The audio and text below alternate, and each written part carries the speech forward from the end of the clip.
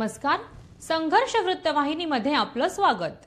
घेऊया ठाणे आणि आसपासच्या परिसरामधील घडणाऱ्या महत्त्वाच्या घडामोडींचा आढावा.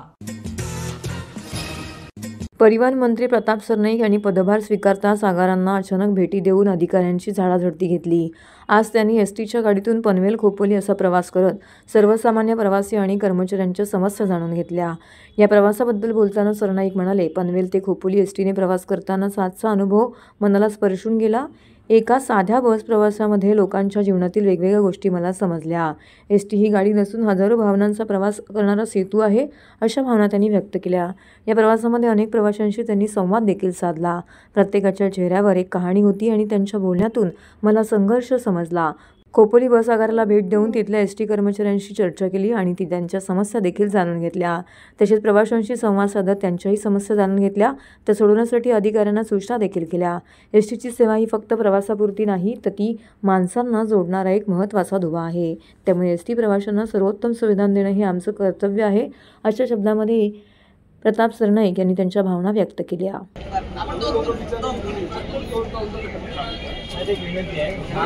बाबतीत बोलतो 15 रुपयाची जी बॉटल आहे ती काय ठिकाणी 20-20 रुपयाला चार्ज करतात. पिंपरी चिंचवड डेपोला हे नाथ सरकारने दिले 15 रुपयाच्या 20-20 रुपये चार्जेस घेतात आणि आरेरावी करतात. आणि खालापूर डोंगरला पण त्यांची सिस्टम आहे. 20 रुपये रेग्युलेटर नाही आहे पाण्याची बॉटल ती 25-25 रुपये दिली खालापूर डोंगर. खूप साऱ्या गोष्टी महाराष्ट्रामध्ये अवस्था अतिशय दाटूनच आहे. हे जरी आपल्या रायगड जिल्ह्यातलं महत्त्वाचं स्थान जरी असेल तरी ठिकठिकाणची परिस्थिती वेगवेगळी आहे, परंतु प्रश्न मात्र सारखे आहेत. प्रामुख्यानं महिला शौचालयाचे प्रश्न, पुरुष शौचालयाचे प्रश्न, थंड पाण्याची पिण्याची व्यवस्था, गरम पाण्याच्या आंघोळीची व्यवस्था, स्वच्छतागृहाचं म्हणजे ज्या पद्धतीनं स्वच्छता हवी आहे तशी या प्रकारची कुठेही दिसत नाही आहे.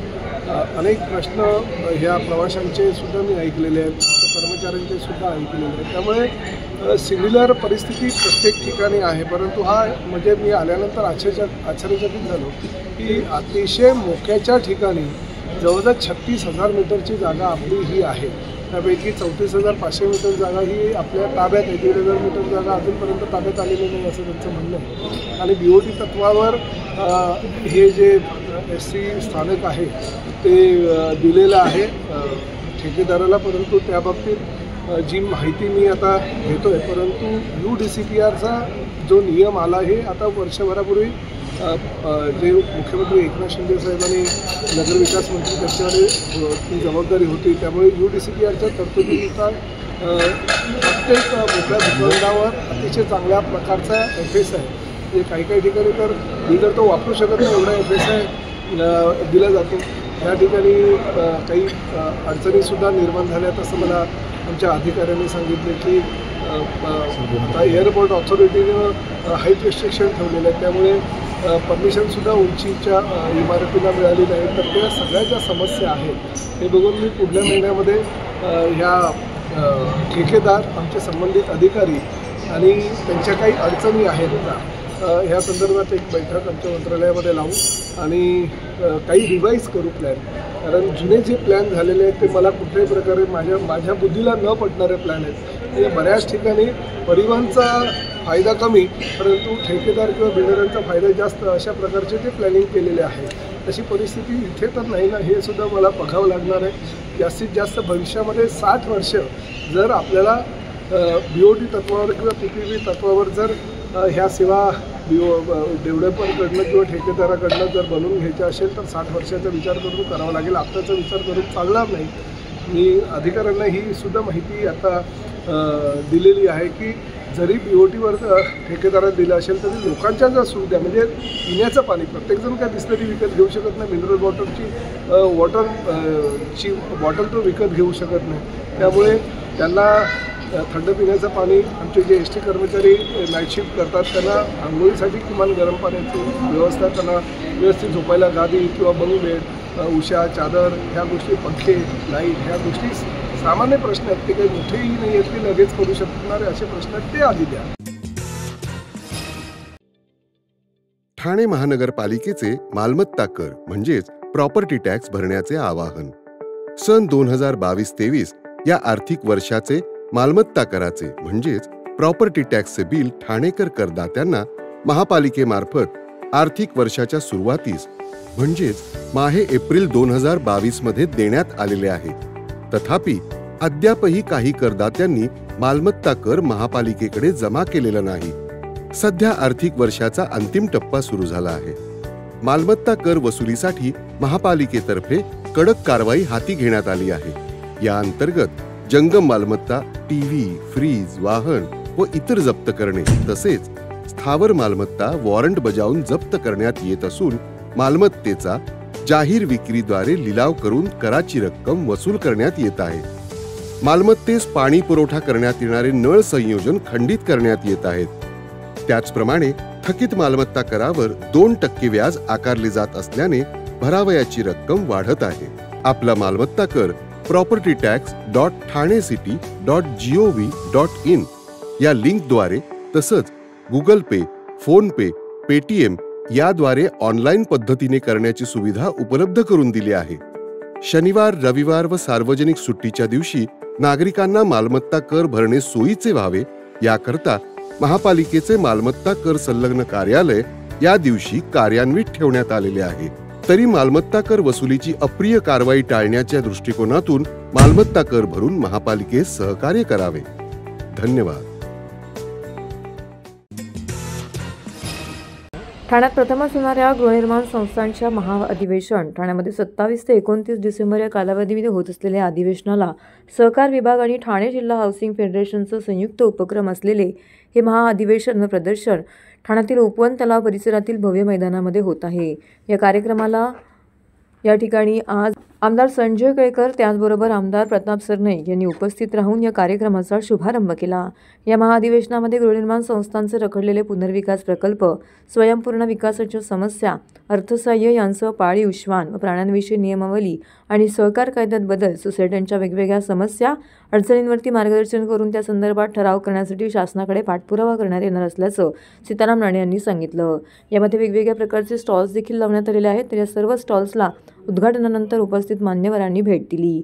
3 दिवसीय महाअधिवेशनामध्ये सहकारी गृहनिर्माण संस्थांचे 30,000 प्रतिनिधी उपस्थित दर्शवणार असल्याचा दावा यावेळी सीताराम राणे यांनी केला आहे. तर या कार्यक्रमाचं उद्घाटन आमदार संजय केळकर यांच्या हस्ते संपन्न झालं. यावेळी राज्याचे परिवहन मंत्री प्रताप सरनाईक यांनीही या उत्सवाला भेट दिली आणि त्यांचं भरभरून कौतुक केलं. उपस्थित मान्यवरांचं सीताराम राणे यांनी स्वागत केलं.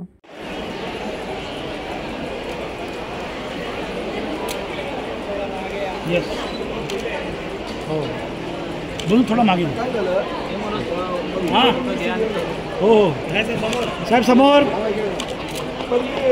देसाई राणे साहेब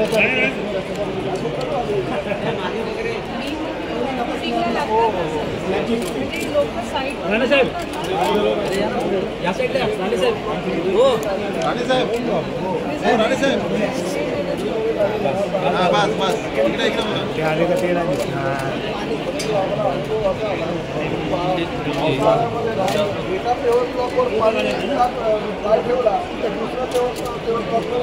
हाऊसिंग फेडरेशनचं मी खरं म्हणजे फार अभिनंदन करेन. हाऊसिंग फेडरेशन जे गेली अनेक वर्ष सीताराम राणे यांच्या नेतृत्वाखाली हे चालू आहे. गृहसंकुलं वाढत आहेत, वाढण्याबरोबर त्यांचे प्रश्न वाढत आहेत, त्यांच्या समस्या वाढत आहेत आणि या सगळ्या गृहसंकुलांना जवळजवळ महाराष्ट्रामध्ये एवढ्या मोठ्या संख्येने 1.5 लाख हाऊसिंग सोसायटी आहेत, जिल्ह्यामध्ये शहरामध्ये ज्यांना दिशादर्शन दिलं पाहिजे. हा वेगळा नॉन प्रॉफिट सेक्टर आहे सहकारमधला आणि त्यांना एक दिशादर्शन देण्यासाठी मला वाटते हे अभूतपूर्व असं अधिवेशन महाअधिवेशन या ठिकाणी आज त्याचं प्रदर्शनाचं उद्घाटन झालं आहे आणि उद्या या अधिवेशनाची सुरुवात होणारे हजारो संस्थेचे प्रतिनिधी येतील. हे फार मोठं काम आहे.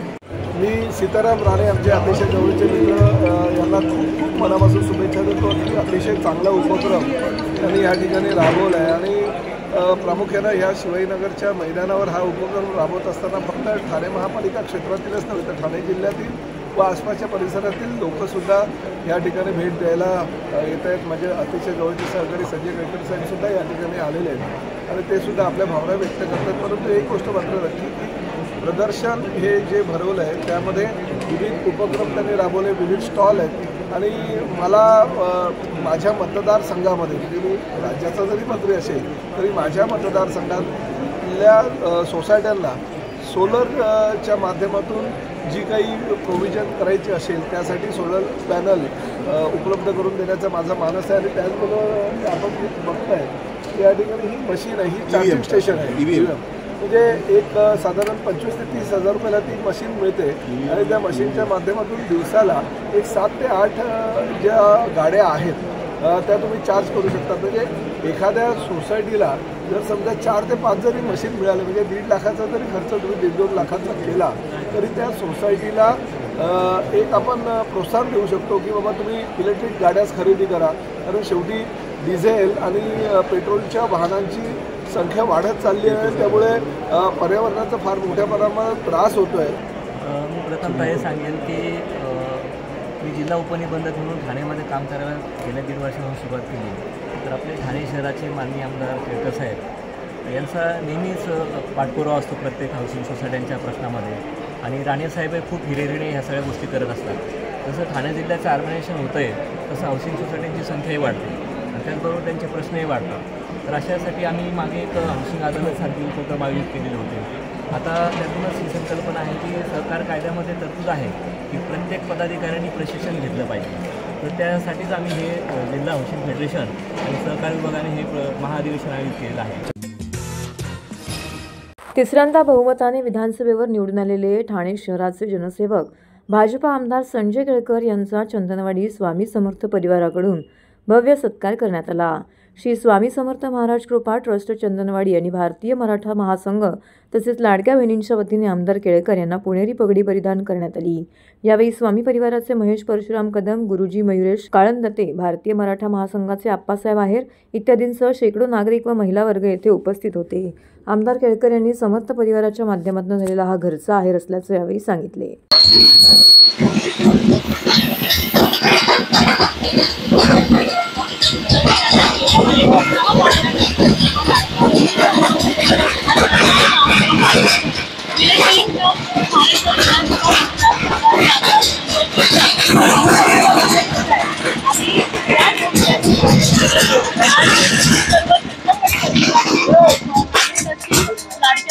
आणि त्याच्या षटकांच्या आतषबाजीमध्ये हा वृद्ध सन्मान सोहळा सन्माननीय आदरणीय लाडके आमदार कार्यकर्ते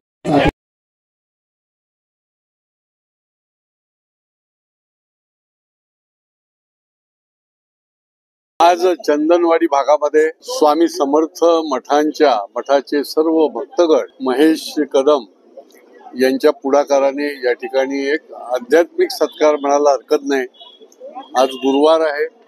समर्थांची आरती झाल्यानंतर आप्पासाहेबांनी या ठिकाणी मंत्रोच्चार करून हा सत्कार केलाय. मयुरेश दादा पण या ठिकाणी उपस्थित आहे. ही सगळी आध्यात्मिक मंडळी जी आहे आणि आमच्या लाडक्या बहिणी, त्यामुळे हा घरचा सत्कार मी समजतो.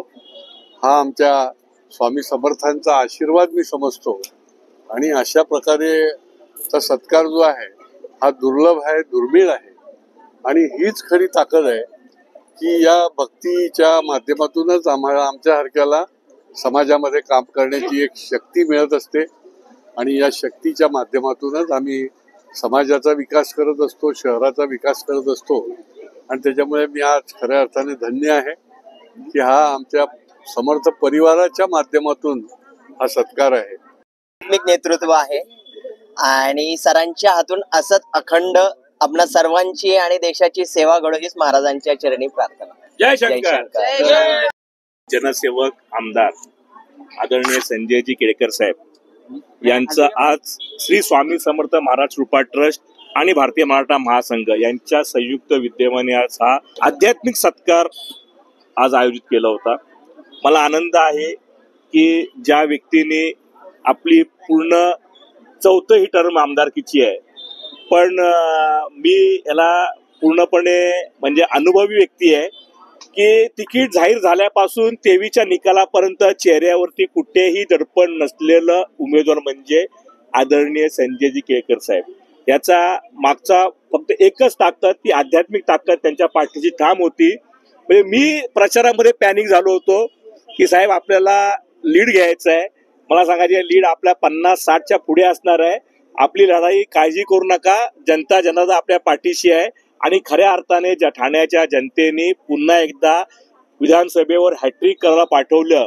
आणि आजही या जनतेच्या वतीने जे जे लोकोपयोगी ज्या काही प्रश्न आहेत ते साहेब पुढचे 5 वर्षेही 100% विधानसभेत मांडणार आहेत. मी पुन्हा एकदा सांगतो की मागाशी मी सांगितलं की हा राजकीय सत्कार नव्हता, तरी सुद्धा मन राहत नाहीये. महाराष्ट्रातल्या संपूर्ण 288 आमदारांपैकी एकमेव आमदार आहेत की जनतेच्या मनातले मंत्री आहेत.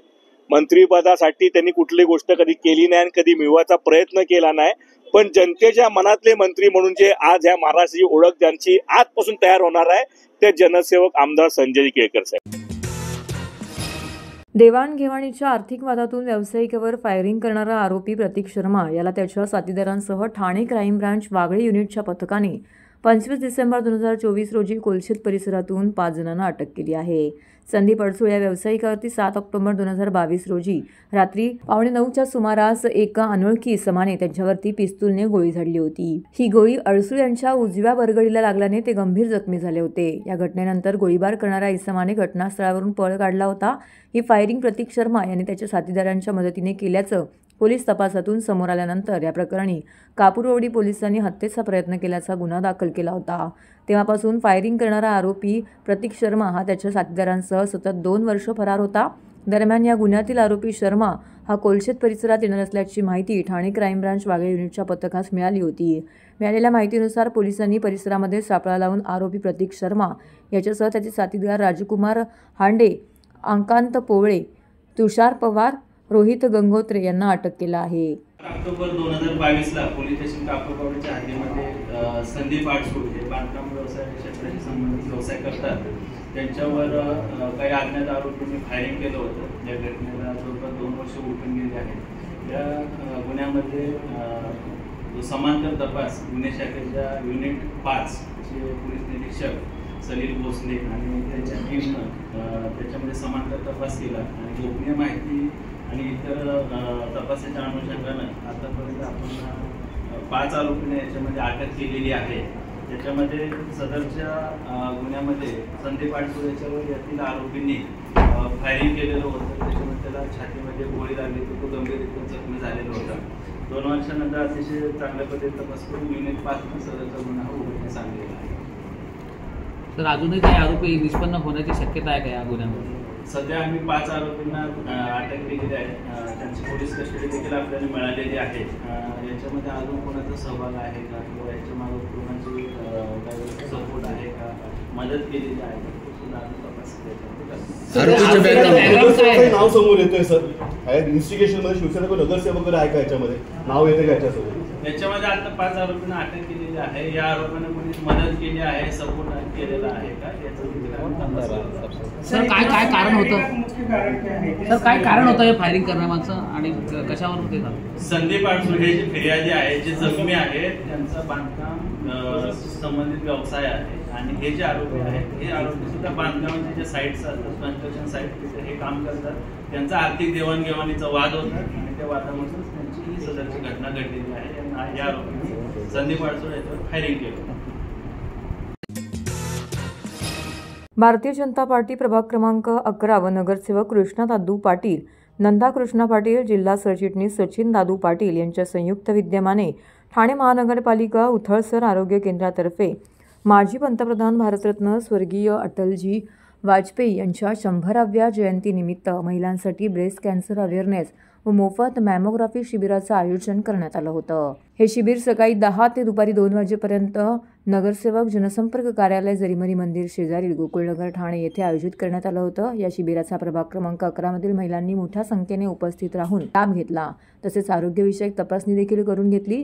सदर कार्यक्रमाला ठाणे शहर विधानसभेचे आमदार भाजप नेते संजय केळकर, आमदार निरंजन डावकरे, जिल्हा अध्यक्ष संजय वागुले, भारतीय जनता पार्टी प्रभाग क्रमांक 11 व नगरसेवक कृष्णा दादू पाटील, नंदा कृष्णा पाटील, जिल्हा सरचिटणीस सचिन दादू पाटील व इतर मान्यवर पदाधिकारी, कार्यकर्ते, बंधू भगिनी मोठ्या संख्येने येथे उपस्थित होते. अटलजींच्या जन्मशताब्दीच्या निमित्ताने सप्ताह चालू आहे, म्हणजे 25 डिसेंबर पासून ते पुढे चालूच आहे. आज आमच्या ज्येष्ठ नगरसेविका नंदाताई पाटील, कृष्णा पाटील आणि भारतीय जनता पार्टीचे सरचिटणीस सचिन पाटील यांच्या पुढाकाराने या संबंध प्रभागामध्ये हे मेमोग्राफीचं पण शिबिर घेतलेलं आहे. महापालिकेची या गाडीच्या माध्यमातून, त्या यंत्रणेच्या माध्यमातून हे कॅन्सरचं देखील तपासणी त्या निमित्ताने होते आहे आणि खूप मोठा प्रतिसाद महिलांचा तपासणी करता आहे. या माध्यमातून एक निश्चितपणे फायदा होत असतो. मग मेडिकल चेकअप असो, मेडिकल कॅम्प असो किंवा अशा चेकअपमुळे वेळेवर आपल्याला निदान होतं आणि मग औषध आणि औषधोपचार करताना त्याचा उपयोग होतो. अशा प्रकारचे अनेक सामाजिक आणि आरोग्यकारक उपक्रम हे अटलजींच्या जन्मशताब्दीच्या वर्षानिमित्ताने ठिकठिकाणी भारतीय जनता पार्टीतर्फे सुरू आहे.